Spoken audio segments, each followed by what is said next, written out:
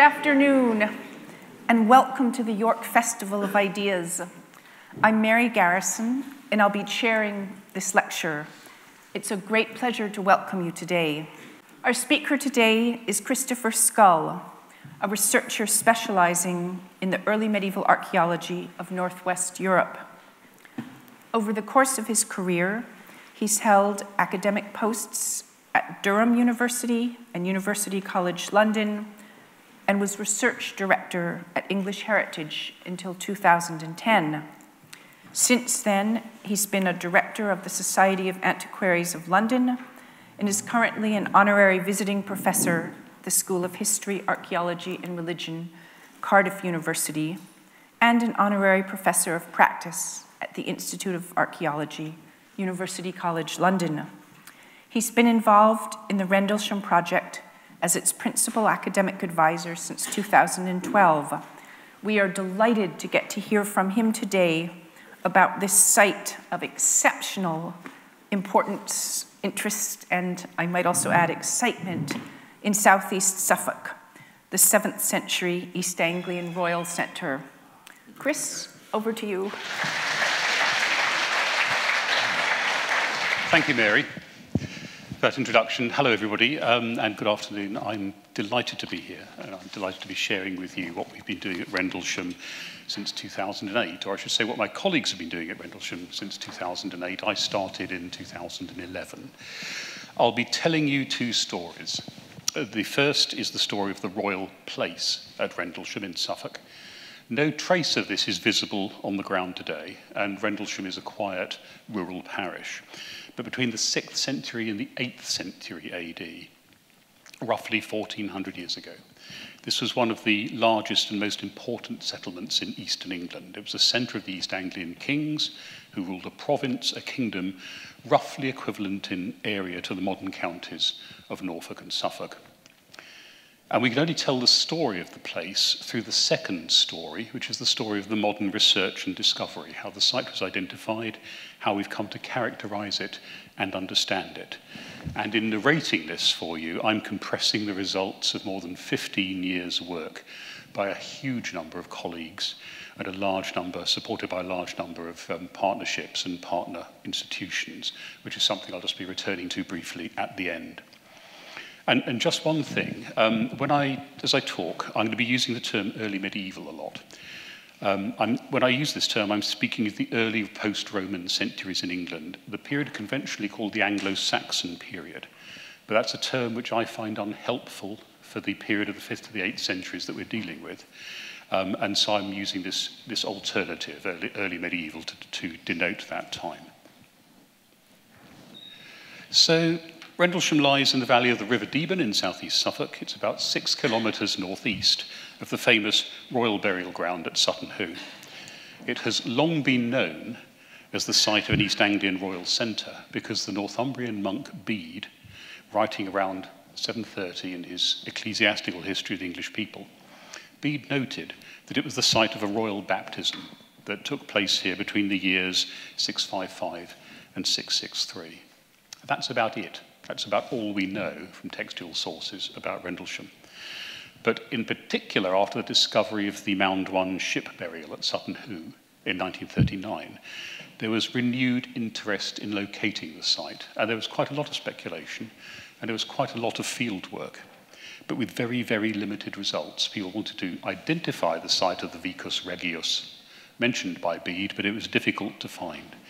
The nearest anybody came was field walking in the early 1980s, which identified evidence for settlement in the vicinity of the church at Rendlesham.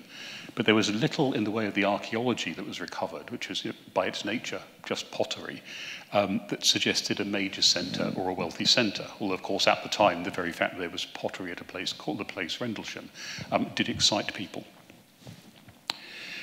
This all changed in 2008. When the landowner of the Naunton Hall estate at Rendlesham reported that there was illegal metal detecting going on his land. And he reported this to the local archaeological service, Suffolk County Council Archaeological Service. And they sponsored a pilot metal detecting survey to just see what was going on.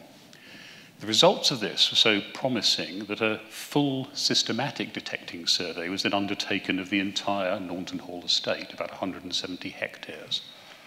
And then to complement this, magnetometry geophysics was undertaken over an area of about 40 hectares, where the artifact distribution revealed by metal detecting showed there was a concentration of early medieval activity.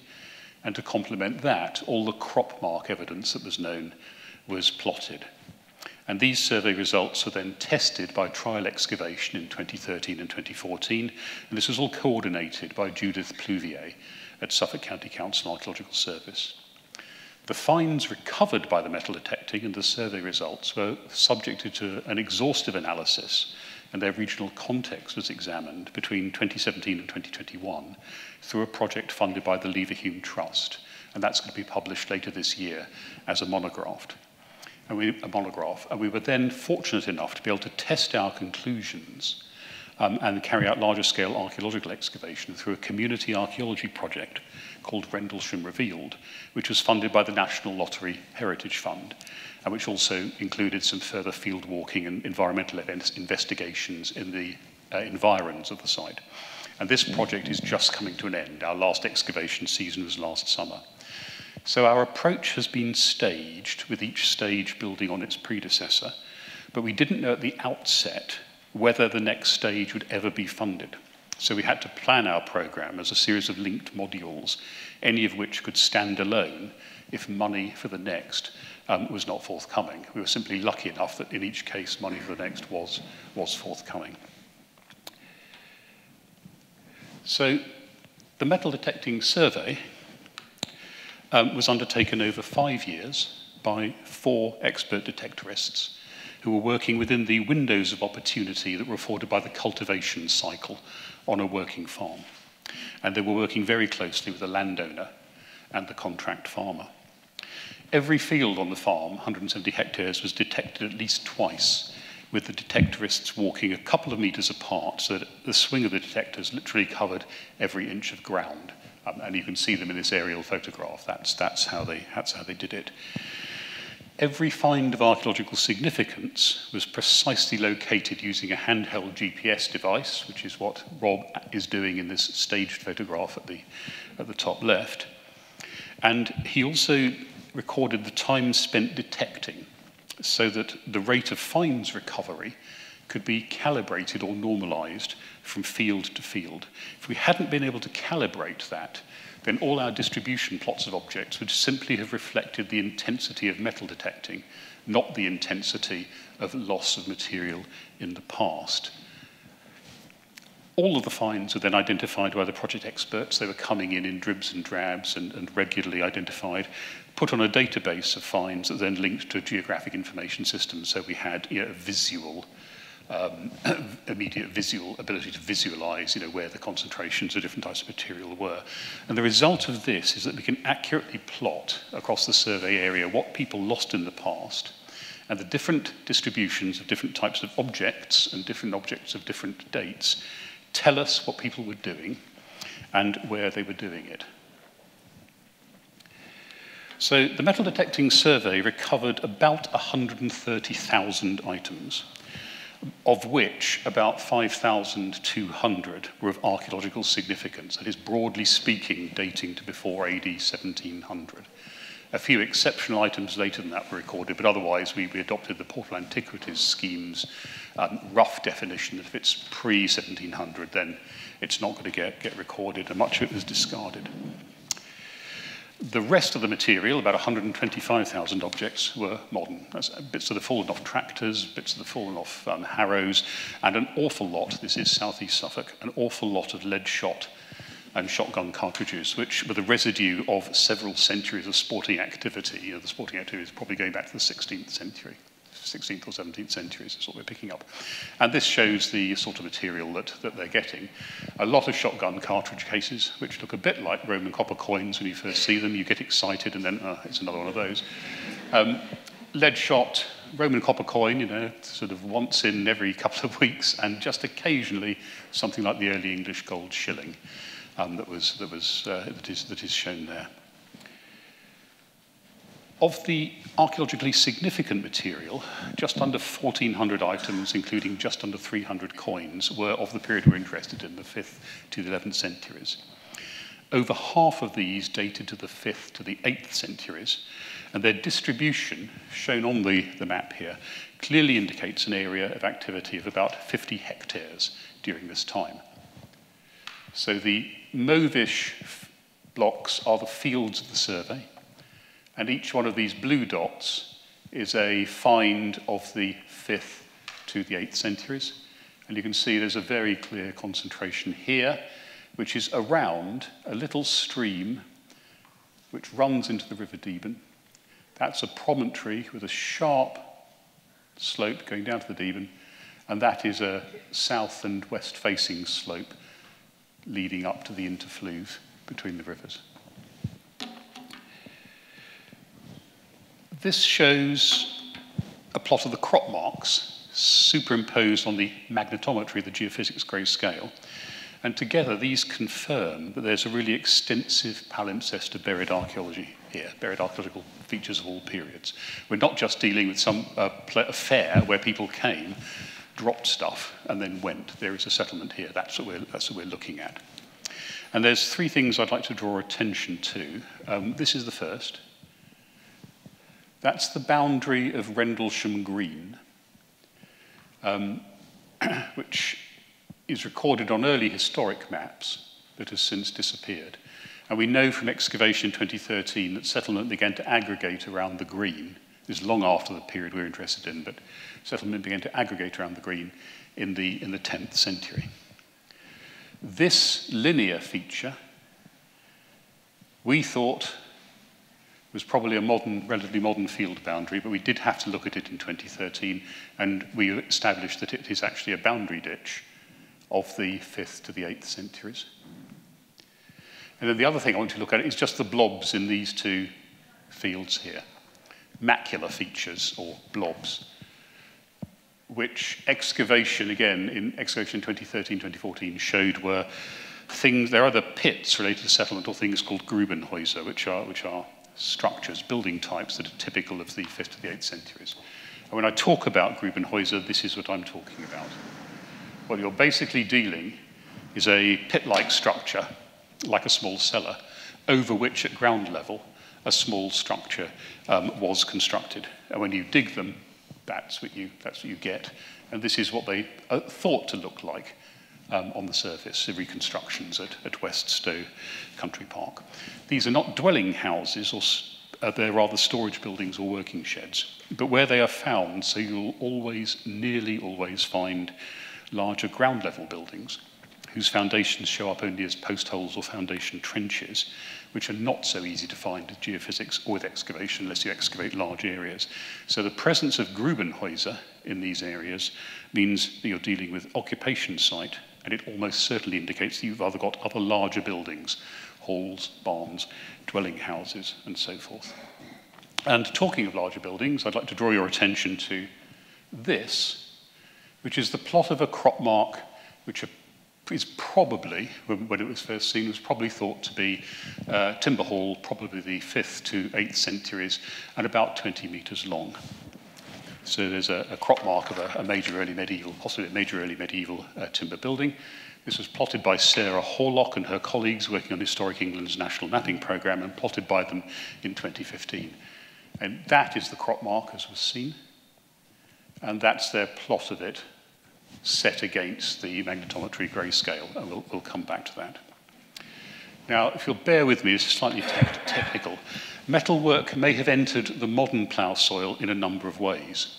Some is certainly ploughed up from buried archaeological deposits and features by modern or early modern agriculture. But we think, for a number of reasons, that a high proportion of the early medieval material that we're looking at, and most of the coins, are probably losses on the old ground surface. They're lost by people going about their business, everyday life, at this settlement place. So overall, we can be confident that what we have here represents settlement and the associated activity. And I just briefly want to take you through some of the things we're able to do with the finds. And this is one of them. It's an analysis called an aeristic analysis, in which you take the potential lifetime date span of any individual find, and you allocate to a series of 50-year bins, as it were, 50-year periods, the proportionate probability that it was lost during that time. And when you've got 1,000, or in our case 5,000 objects, it gives you an idea of the rate of loss over time, and therefore gives you an indication of the intensity of human activity. And this goes from, this goes from the 1st century BC up to the 18th century AD. And what we have is this spike in activity. The blue bars are coinage, the orange is the artifacts without coins. But you've got this spike in activity between the 5th and the 8th centuries. That is very, very unusual anywhere. And that alone shows that you've got something very important, very unusual happening here in that period of the 5th to the 8th centuries. And this is what the metalwork looks like. And the metalwork assemblage gives us evidence for an elite presence at this place with far-reaching interregional contacts from the middle of the 5th century AD. And these are some of the nicer objects that we've got. There's no doubt about the character, value, and status of these.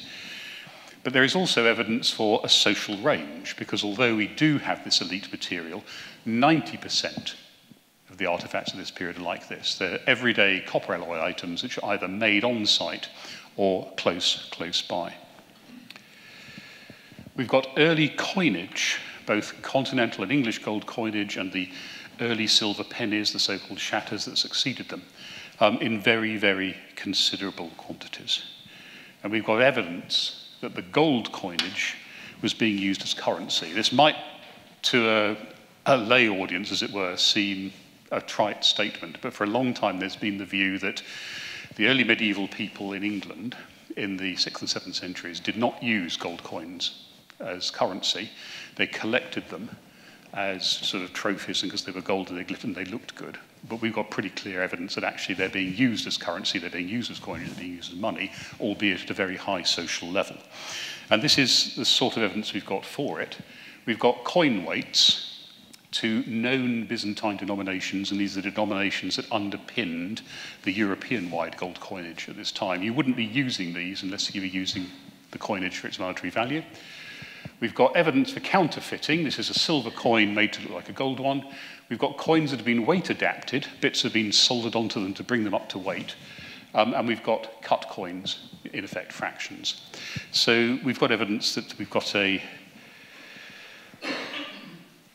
that Rendlesham was a centre of early coin use with social, commercial and jurisdictional transactions that were focused on the elite group that lived there. And we think it's very likely as well that some of the earliest gold coinage was struck there from about AD 640. We've got evidence as well for metalworking for elite patrons. We've got precious metal scrap being recycled. We've got melt from, melted down for moulding, which has then been dropped on the ground. We've got lead models for making the moulds from which to cast status items, such as this buckle loop, and this model for a sword ring, which made the mould from which something like this was cast. And we've got unfinished objects, such as this unfinished gold belt fitting. We've also got evidence for manufacture of everyday objects in copper alloy, perhaps, I think, on a scale that suggests production that was serving the population of hinterland and not just the people at the settlement at Rendlesham on themselves. And we see here both finished and unfinished items and casting debris. So we've got these bag fittings, finished items, and then these ones, which have come out of the mould with a lot of flash around them, have just been thrown away. They haven't even bothered to clean them up to use them. We've got buckles. You can see this buckle loop. Similarly, it's been broken out of the mould. For some reason, they decided not to use it, just thrown it away. That's the casting sprue. So when you pour, that's the channel through which you pour the molten metal into the mould. Copper alloy melt from the crucible. And here we have a finished pin and an unfinished one. In this case, the two sides of the mould were misaligned, and they thought, okay, it's just not worth trying to clean it up or save it. Excuse me. Now, I spoke about normalized distributions of finds. When we plot our metal finds by period, they show how the pattern and extent of activity changed over this area over the period of the 5th to the 11th centuries.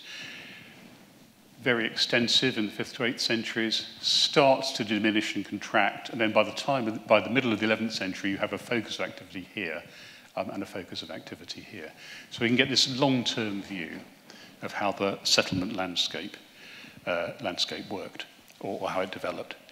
And if we use the right proxies, the right indicators within the material assemblage, it's possible to identify developments with a finer chronological resolution. So here we've got the spatial distribution of elite metalwork that dates either before or either after the period of about 570 to 580 AD. And it clearly shows a shift in the focus of high status activity on the site. If you were quite important, quite wealthy, you wandered around and lost stuff here before 570. After 570, the people who were losing this stuff were also occupying this area, which is pretty much blank in the earlier period. And if we look at the distribution of two styles of ornament, which are the same date, pre-570, post-570, which includes material which is copper alloy and so just not absolutely elite, it's a slightly broader social range, you've got the same pattern. Style 1 is here, style 2 starts to move into this area, which is previously blank. So there appears to be a shift in where people were living and the activity was being undertaken. And this period around AD 570 is, of course, also the time which the elite signature overall at Rendlesham becomes very, very much more marked, and where there was a change in the use of precious metal. And I hope that this will help show that. The majority of precious metal items in the 5th and 6th centuries, through to the period of about 570, are silver, with gold being used for gilding. From the later 6th century, after about 570, through to the beginning of the 8th century, the majority of the items are gold. And this is a change, if you like, in the currency of elite status, the material currency of elite status, that coincides with the inception, the beginnings of the gold coinage of Gaul, and its importation in large quantities into England, and its use and circulation in southeast Suffolk and its, the period at which we find it at Rendlesham. And this shows the frequency of all objects lost over the period, as I said, 2,000 years up to about 1700. And this shows the frequency of the percentage of gold and silver coins. Sorry, gold and silver non-coin objects. And you've got this spike in gold in the 7th and 8th centuries, with an earlier spike in silver, which then decreases. That is simply a product of the artifact assemblage. That spike in silver coincides with this drop in activity. So the whole nature of the site changes at this point. What you're seeing here is a far higher proportion of much less material. So you've got this gold spike, this age of gold, in the late 6th through to the early 8th centuries. From the metalwork assemblage, from the survey data, from the trial excavation, we're able to model the broad spatial layout and development of the settlement complex. So this is what we think is going on in the 5th and 6th centuries. There was a sizable settlement here with at least one associated cemetery, probably from the first half of the 5th century, and there's evidence in the material for people of importance with contacts across the North Sea. In the 5th and 6th centuries, during this earlier time, the main focus of settlement activity is up here, north and east of the stream. Something's going on down here, but it's of a different character from this settlement, and the activity is nowhere near as intense. From around AD 570, this point at which we see the change in the material culture and this, this switch in the elite indicators, positioning of the elite indicators, we've got evidence for an elite presence and intense activity on this promontory above the River Deben. And the material signals completely new levels of wealth and long-distance commercial and social contacts. These people are accruing gold coinage from what is now France and luxury items from as far away as the Eastern Mediterranean. So it looks as though what happens is that an elite residence and jurisdictional centre was established here right next to the site of an existing settlement of some importance, and that existing settlement continued in use. Now, of course, this is the time when the historical sources in our other archaeological evidence, notably princely burials at Sutton Hoo and Snape, indicate new levels of social stratification in English society and new levels of political power, regional political power.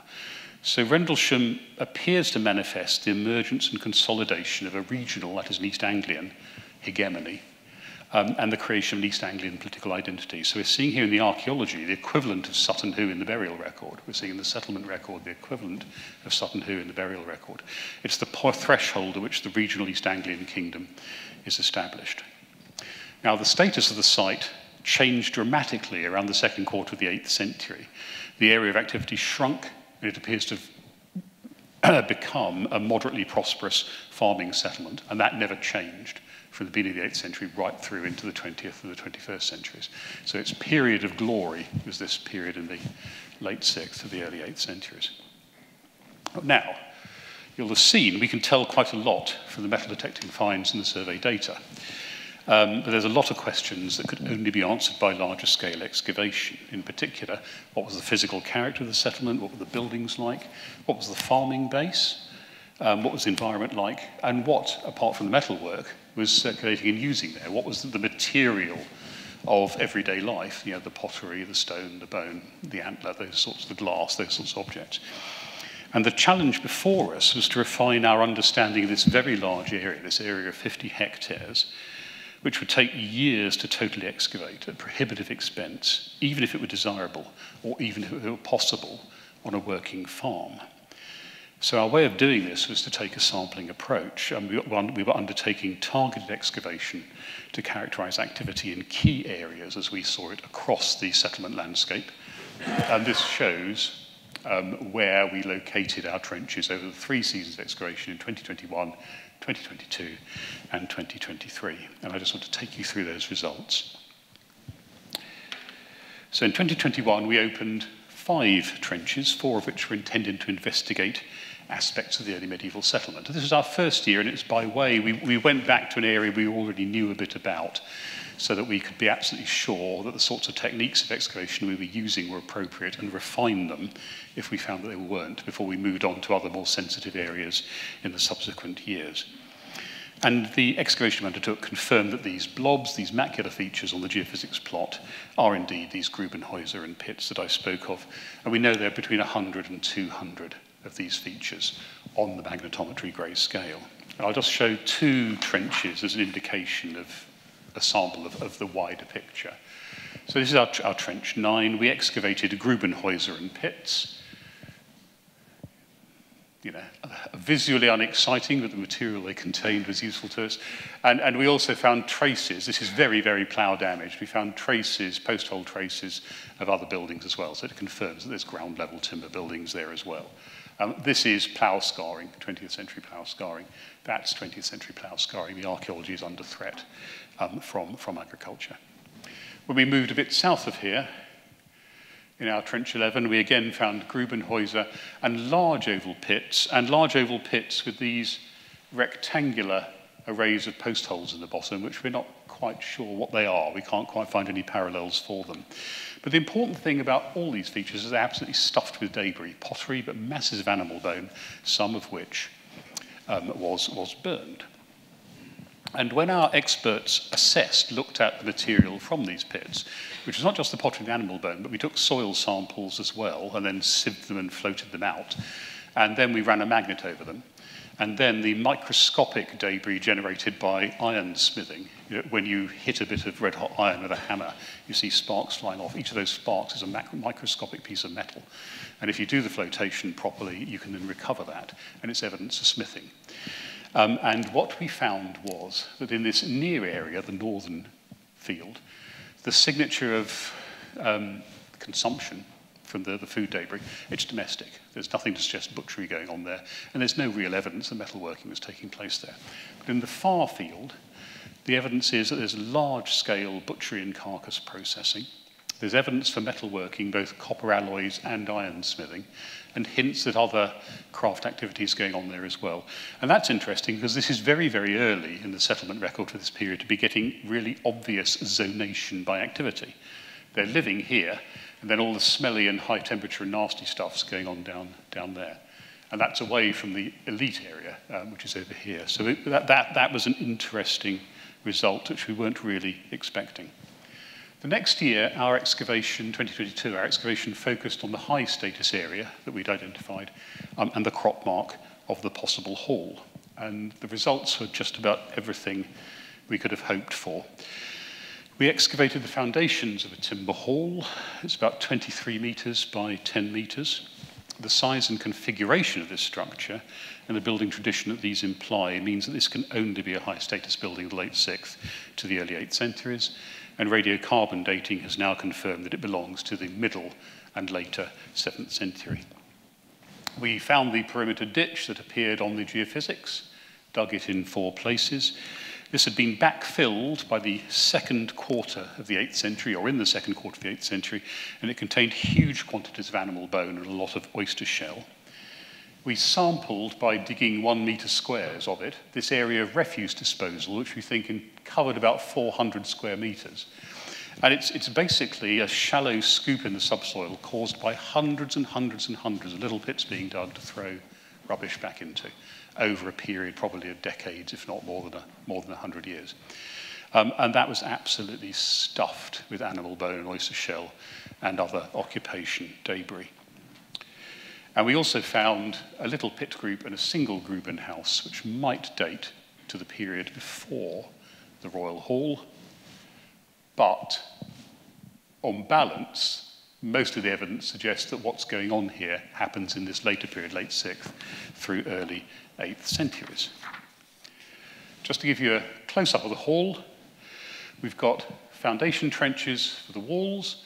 We've got internal partitions, making north chamber and south chamber.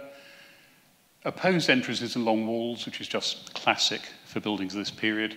Interestingly, the entrance into the north chamber is through the building, but the one to the south chamber appears to be from the outside only. The reasons for that I don't know, it's just something we're going to have to think about. This is one of the 1 metre sample squares of that refuse dump I was telling you about under excavation, so you can see the quantities of animal bone that were coming out of it. It's absolutely enormous. This is some butchery, but it's mostly preparation and consumption. So it's consumption debris, probably accumulated over decades, but it points to massive consumption of meat during episodes of feasting, periodic feasting. We had many wonderful volunteers who simply cleaned the material as it came out of the ground, and that's a tiny fragment of what came out of one of these squares. Chopped up animal bone, it would have been stewed. It would all been chopped up and gone into a cauldron and stewed up. Oyster shell as well, and just a few bits of pottery. But it also included some nice datable metalwork, including this disc-headed pin, which is probably made on site, because as you've seen, we've got unequivocal evidence, including unfinished objects, from this very field, from the metal detecting, which shows that these things were being made here. So it's probably lost or discarded very close to where it was actually made. And Jim Pullen's absolutely magnificent drone photograph looking eastwards towards the church gives you an idea of the scale of the hall and its setting on this crest of slope above the River Deben with St. Gregory's Church in the background. And that fat lump with a hoe is me. I really did dig. In our final season excavation last year, how do we cap that? Well, we couldn't, but we still had quite a lot of important questions to ask. So we went for these 3 trenches.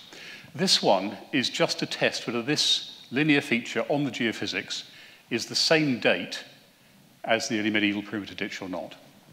This trench asks the same question of this feature.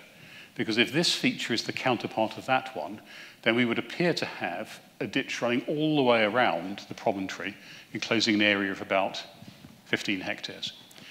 And then this one is there to investigate the area south of the hall to see if there is anything structural there at all. Nothing shows up in geophysics or aerial photography, at least nothing that is of the period of the 5th to 8th centuries.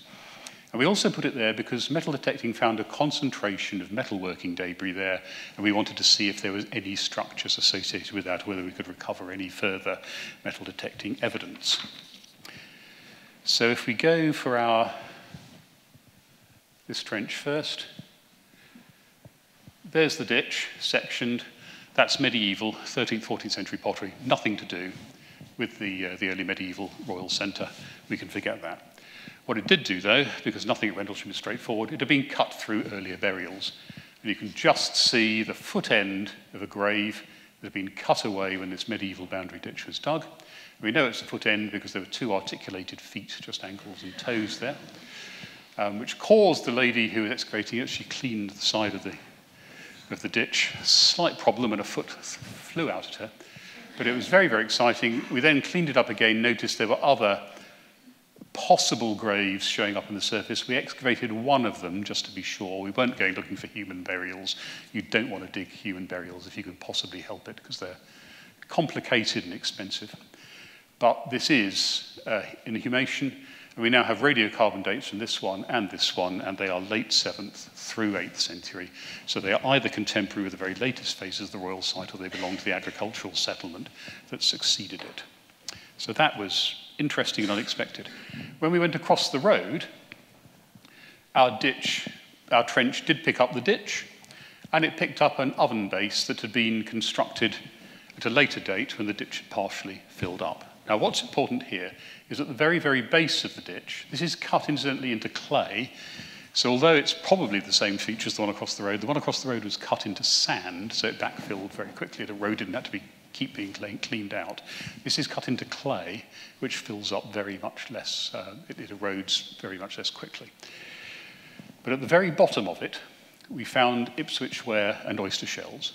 And that tells us that this began to silt up at about the same time as the ditch on the other side of the road was being finally backfilled. So they're broadly contemporary, and therefore we're justified, I think, in saying we've got a 1.5 kilometre boundary ditch all the way around what we consider now to be a royal compound. There's then this area of clay with nothing in it, which represents about 150 years of just stuff washing down from the sides. And then somebody built this oven in it, and it's like a clay pizza oven, domed pizza oven. And as it was fired, they raked the ashes out, and then when it was they'd finished with it, they broke it down and just spread it out into the ditch. And the thing about it is the pottery associated with this is Thetford ware. So it's very late 9th and 10th century. And again, that is associated with the agricultural settlement that was on this site after the royal settlement had been abandoned or had gone out of use.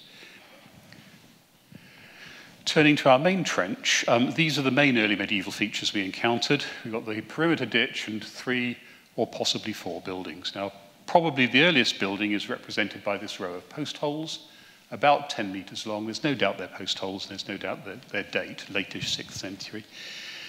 We were slightly puzzled that we couldn't find a parallel wall, but then most of the buildings of this period are about twice as long as they are broad.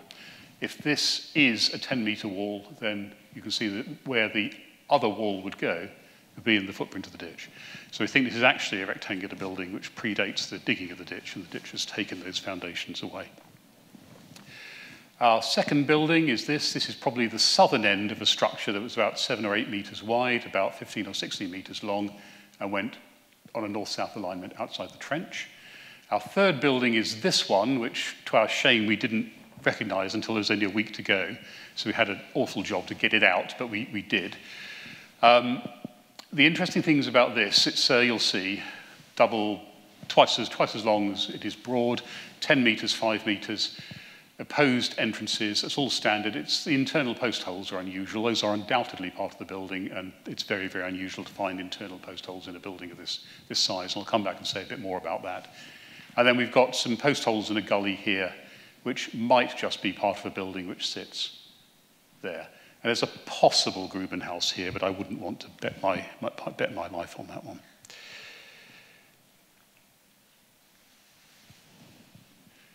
Now, our building 3, it had a modest footprint.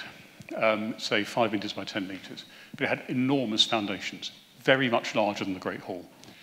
And you can see here, they're getting on for 1 metre wide and they're over 1 metre deep from the modern ground surface, so they've been slightly deeper from the old ground surface. And they contain pretty large timbers. So we've got something here, when you take that along with the internal post, something here which is very much more massively constructed than is needed for a dwelling house of this size. And probably indicates that it's more robust and possibly higher than a normal dwelling house. It suggests a building of unusual purpose or unusual character. And at the moment, we're not going to speculate too obviously beyond that, but it does appear to be a special purpose building. It's not just a dwelling house or to do with occupation.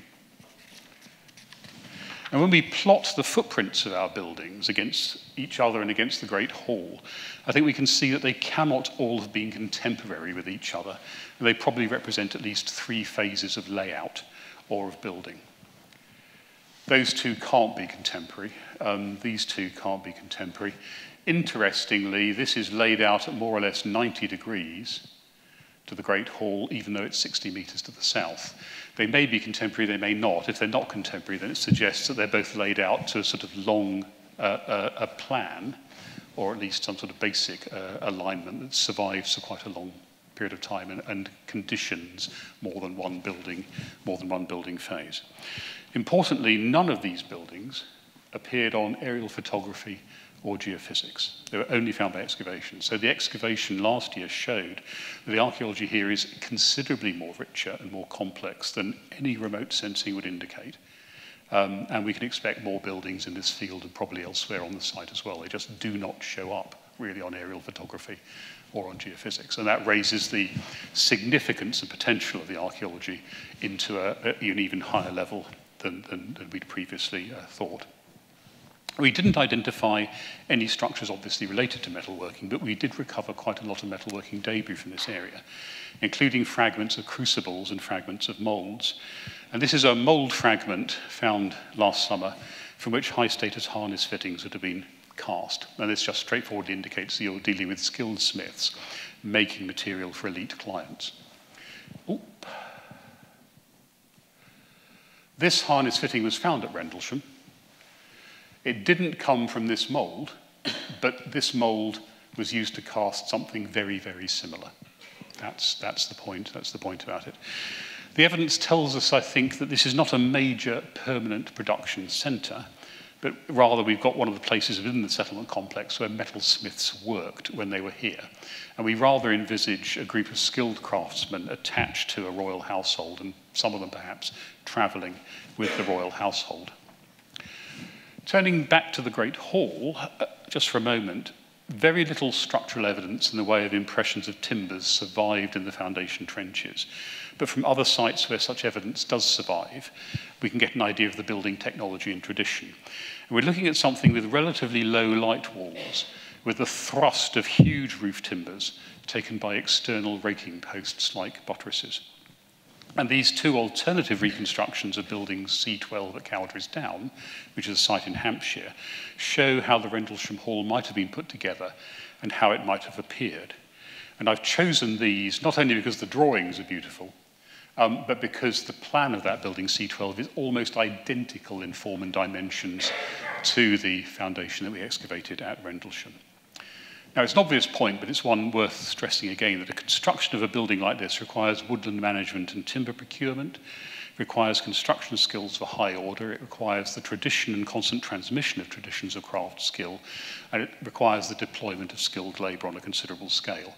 So it's of a piece with what's implied by the Sutton Hoo ship, for example, and by other aspects of the archaeological record at Rendlesham, such as the evidence for provisioning the huge numbers of animals that are coming in to be slaughtered periodically for feasting. So we're dealing with a sophisticated society with a productive landed economy and effective instruments of surplus extraction and of rulership and administration.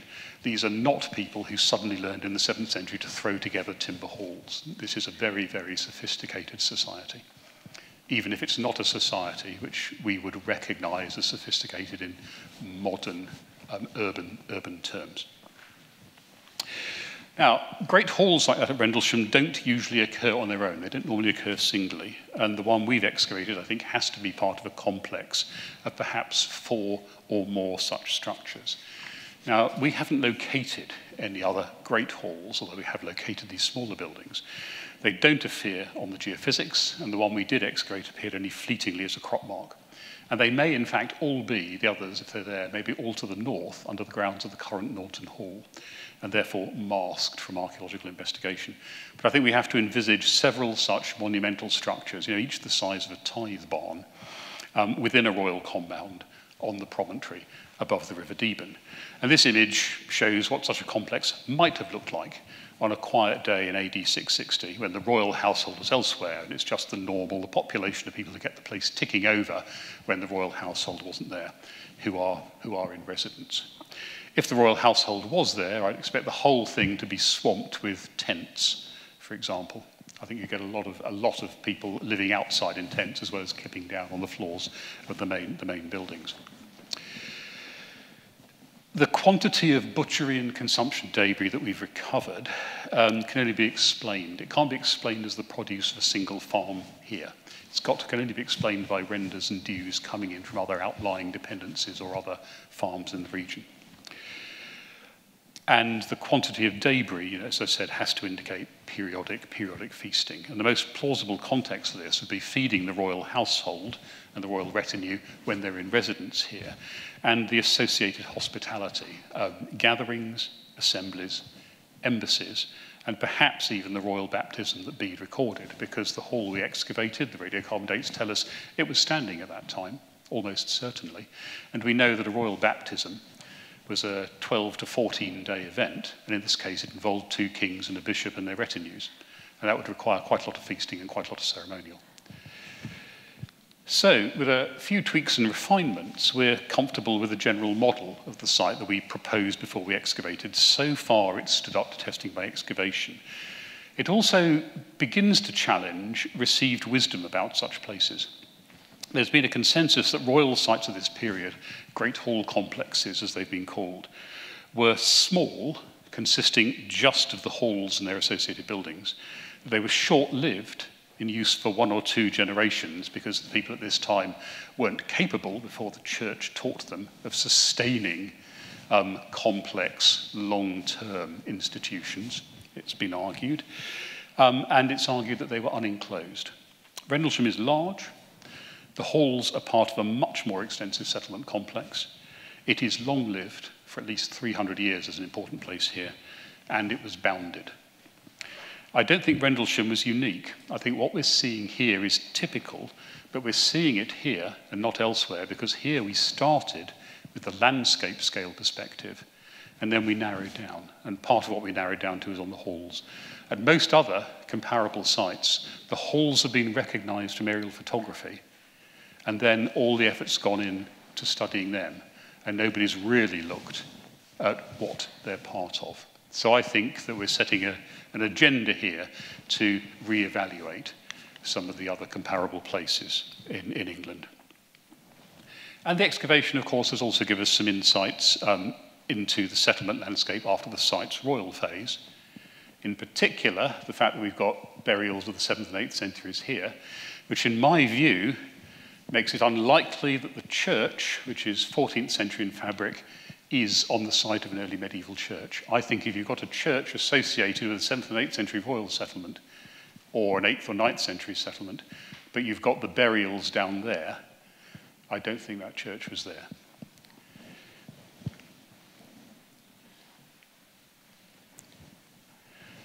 So this pretty much nails, I think, the identification of this place with the Vicus Regius recorded by Bede.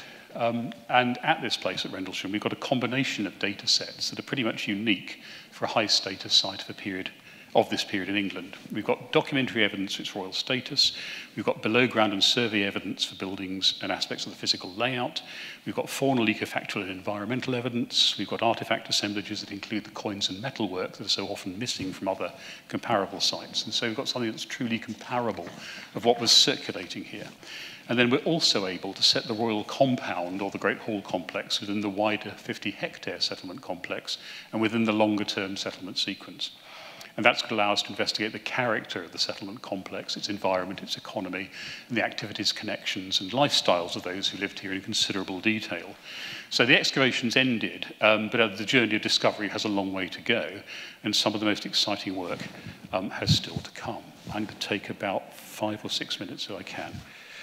Now, as part of our fieldwork programme, Professor Charlie French from Cambridge University has taken environmental cores across the Deben Valley. We're looking across here, and you can see the course of the Deben marked there. The valley floor was drained and built up in the 18th and 19th centuries, and our results indicate that in the later Roman and post-Roman periods, there was either a single very narrow channel or a braided watercourse of 2 or 3 small channels flowing through marshland here. The river was not tidal, and it was not navigable by any but the smallest craft. You might get a dug-up canoe up there, but nothing bigger. Certainly nothing the size of the Sutton Hoo ship. You might read about people coming up to Rendlesham in seagoing vessels. It didn't happen. The head of the tidal reach was probably pretty much where it was in the 18th century, about 4 kilometres downstream in the parish of Melton. So Rendlesham is actually well sited for anyone travelling from a long distance by sea, but the final approach would be on foot or on horseback. And when we look at the wider context, we argue that between the late 6th and early 8th centuries, Rendlesham was a central place of an extensive jurisdictional territory equivalent broadly to the catchment, the valley of the River Deben, and the southern catchment of the River Ald. And within this territory, Rendlesham is centrally located with an area of good agricultural soils, surrounded by less inviting uplands that would have supported woodland and heath. And the watershed of this catchment territory coincides with a group of hundreds, known as the Wicklow Hundreds, that enshrine a liberty given to the Abbey of Ely sometime before the 11th century. And when we add other significant places to this map, interesting points emerge. So the burial sites at Sutton Hoo and Snape, princely burial sites, appear, if you like, as monumental markers at the entrances by river to this royal core. And the later possible monastic sites at Burr, Burrow Hill and Icanhoe are all in the periphery. And what this suggests, the intermeshing strands of evidence, give us this model, thought-provoking model, that we've got a core royal zone in which rulership is inscribed on the landscape, so the way in which sites are actually set out and placed in the landscape. And there's a good case to be made that these Wicklow Hundreds perpetuate a jurisdictional territory of the late 6th, late 8th centuries that became more formalised and subdivided in subsequent reconfigurations of territorial lordship and administration. And we can go up from this because there are a number of similar sites, sites that present on the surface in a similar way to Rendlesham, known throughout East Anglia. And when you start looking at them, you can see that they too sit in the centre of catchment territories. You get one site per catchment territory. In southeast Suffolk, we can identify Coddenham, Rendlesham and Blyther as potentially contemporary early jurisdictional centres, early royal places. And you can scale this up, we now know, through East Anglia. So we've got this proposition that's come out of the work. The East Anglian kingdom was less an integrated territorial unit than a patchwork of local entities over which a regional hegemony was exercised and recognised to varying degrees, and that sites like Rendlesham were key centres for the exercise of royal authority through these territories. I'm going to hurry on just to the last point. I'll skip over Rendlesham and Sutton Hoo and just say that the fieldwork since 2020 has been undertaken as part of a community archaeology project funded by the National Heritage Lottery Fund. It's managed at Suffolk County Council by Fame Inter and Alice DeLeo, and its aims are fundamentally to build engagement, skills, capacity and knowledge by offering the opportunity to be involved in and help drive significant research. And in this, we're also aiming to address health, well-being, inclusion, education, placemaking agendas, and to contribute in a small way through the heritage dimension of tourism to stimulating the local economy. The fieldwork's been guided by experts. It's undertaken by volunteers. Some of those volunteers are very experienced, and some of them act as mentors to the less experienced. And But for many, it's their first experience of archaeology. But nonetheless, everybody that we've had working with us has done a brilliant job and worked. They've been willing to learn and to put in a shift, and they've learned very, very quickly. When we set up the project, we had a lot of open spaces for anybody who wanted to come along, but we did offer participation to specific groups who we felt tended to get excluded from this sort of activity. In particular, young carers, that's kids of 13 to 16 in our case, who have primary or full responsibility for looking after disabled family members. They can be very isolated socially and physically, so we offered a residential course over 3 years for those. We engaged with Suffolk Mind so that we could get people with borderline mental health issues and issues of confidence on site so they could build confidence, build skills. And we worked with local primary school children, which of course also meant involving their parents and their teachers. It's all worked really quite well. Everybody on both sides of these equations, these partnership groups, is pleased with the way it's worked. Everybody brings something to the project, and they all take away real benefits. And in fact, if properly supervised, you can do. We found good archaeology with school children. And just a summary of our project activities and the numbers involved over 3 years of fieldwork. Got excavation and finds processing, the building and firing an experimental Ipswich kiln, and fieldworking geophysics and environmental survey. And you can see the sorts of numbers. We've had over 700 individuals involved, and about 250 from our priority groups. So we're very proud of that. And just 2 ways in which we try and embed a small legacy. This is one of the interpretation panels that the local railway company has put up along all the stations on the East Suffolk line, which is great. And we've also got a heritage trail, a walk, guided walk, through the Deben Valley. This is the downloadable guide to it. It's now got QR codes all the way along, so if you really want to do it, it's quite a nice walk. You can point your smartphone, and then you can get videos of me or my colleague Faye Minter popping up to tell you what you're looking at. And I've almost done. But I just want to make the point. It's 13 years since I've been involved with Rendlesham, and it's 15 years for many of my colleagues. And we've had a host of partners, all of whom deserve acknowledgement. When we're dealing with the initial survey and trial excavation, real credit has to go to the detectorists, the metal detectors, the landowners and the contract farmer, who supported the whole exercise, and to the local museum, Colchester and Ipswich museums, who've taken the finds and made them available for subsequent analysis and display. Without the Leverhulme-funded project, Lordship and Landscape in East Anglia, we wouldn't have any of that analysis and understanding of the site, which formed the basis for our excavation. And we had an absolutely wonderful, but smallish expert team working on that. And then the numbers of people who've been involved in the lottery-funded project, absolutely enormous. These are just the main partners and individuals. But others, academic colleagues, Tom Williamson at the University of East Anglia, who leads field walking, Chris Gaffney at University of Bradford, who helped with the geophysics, Keith Wade, who worked on the kiln reconstruction.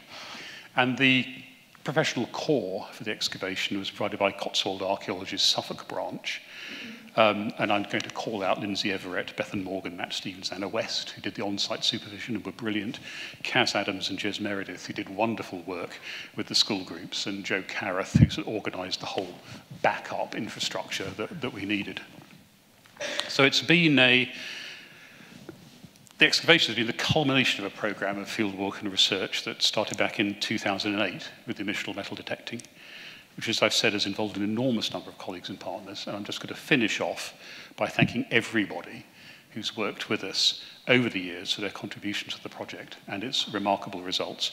And in particular, the 4 detectorists, Roy, Rob, Terry and Alan, without whose work absolutely none of this would have happened. So real thanks to everybody involved, and thanks to you for listening to me today.